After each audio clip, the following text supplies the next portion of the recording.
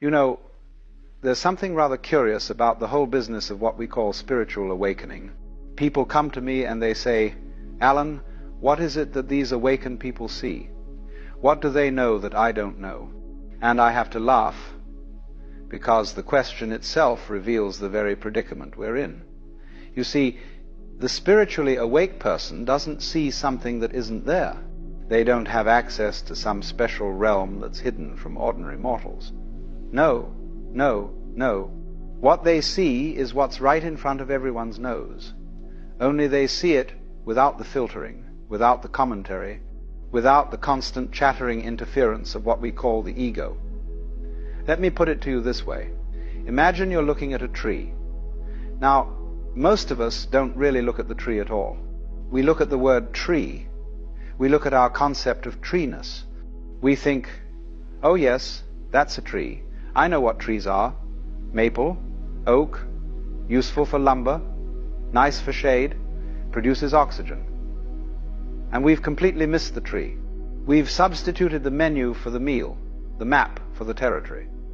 The awake person looks at that same tree and sees it directly, without the verbal interference.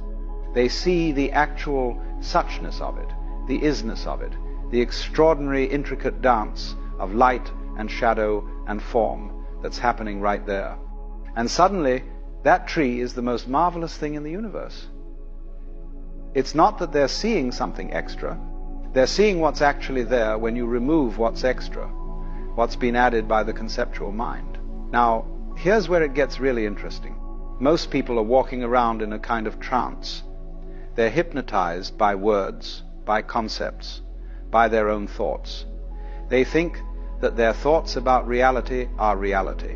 It's as if someone spent their entire life looking at photographs of the ocean and thought they knew what the ocean was. Then one day, they go to the beach, and they wade in, and the waves crash over them, and they say, "Good God, this is nothing like the photographs."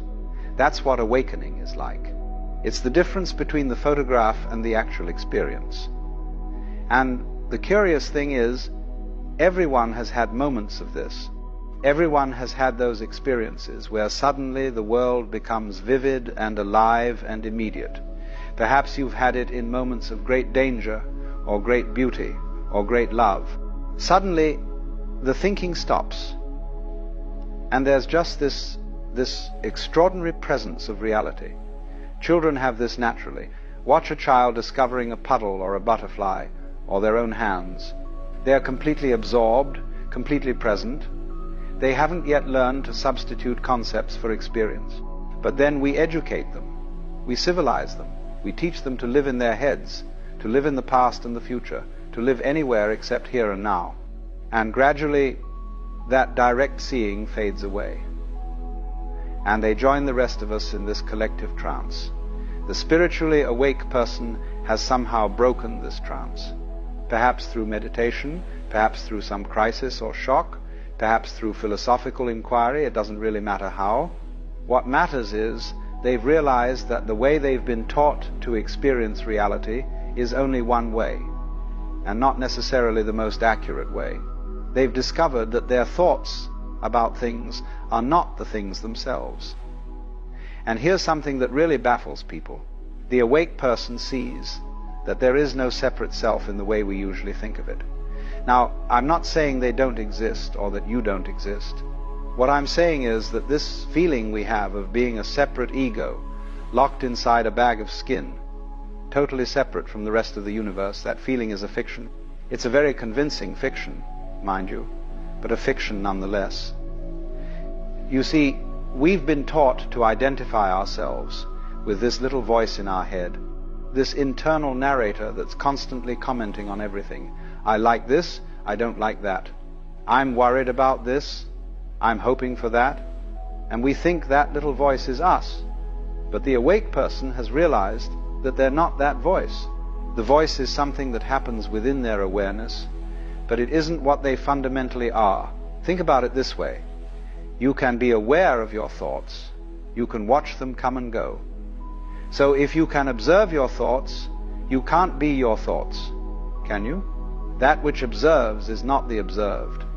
The awake person has discovered that they are the awareness in which everything arises, thoughts, feelings, sensations, the whole world.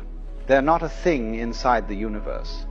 They are the consciousness in which the universe appears. Now, this isn't some sort of grandiose delusion. It's not about thinking you're God in some egotistical sense. It's quite the opposite. It's the dissolution of the ego. The realization that what you really are is much more fundamental than this little character you've been playing, this role with your name and your history and your ambitions. The awake person sees through what I call the skin-encapsulated ego. They realize that the boundary between inside and outside, between self and other, is conventional, not absolute. When you breathe in, the air becomes you. When you breathe out, you become the air. When you eat an apple, the apple becomes you. Where do you end and the world begin? The line is arbitrary. We draw it for convenience, but nature knows no such line. And when you really see this, when you really get it in your bones, not just as an intellectual idea, but as a direct perception, everything changes. You realize that you're not a stranger in the universe. You're not some cosmic accident, some little flash of consciousness that somehow got lost in a mechanical, meaningless cosmos. No, you're an expression of the whole thing, just as a wave is an expression of the ocean. This brings us to something else that spiritually awake people see, which is the unity of all things, not unity in some vague, mystical sense, but the actual literal fact that everything is interconnected, that everything arises together. You can't have up without down. You can't have inside without outside. You can't have self without other. You can't have life without death. These things don't exist separately and then come into relationship. They're aspects of a single, unified process. Most people see the world as a collection of separate things that occasionally interact. They see themselves as one thing, and everything else as other things. But the awake person sees that this is like saying the crest of a wave is separate from the trough. They're different aspects of one movement.